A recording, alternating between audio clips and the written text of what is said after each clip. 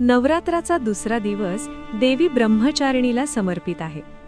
पूर्वजन्मी देवी सतीने शिवप्राप्तीसाठी कठोर तपश्चर्या केली. पुढील जन्मात ती ब्रह्मचारिणी म्हणून अवतरली.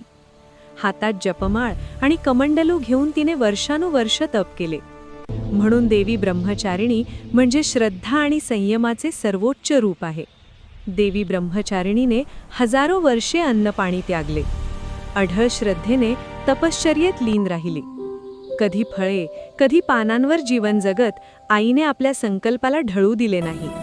थंडी, ऊन, वादळ कुठल्याही संकटाने तिचा संयम डगमगला नाही. अखेरीस भगवान शंकर प्रसन्न झाले.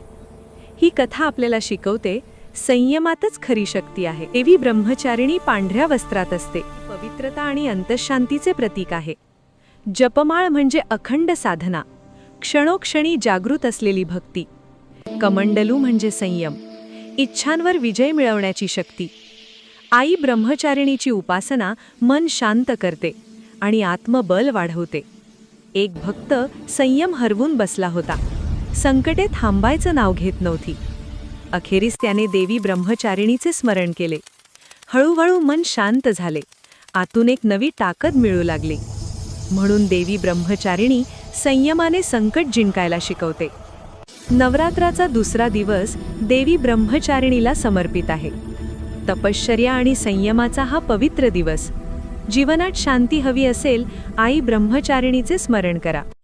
अशीच देवी कथा ऐकण्यासाठी शक्ती स्वरूप या चॅनलला सबस्क्राईब करा.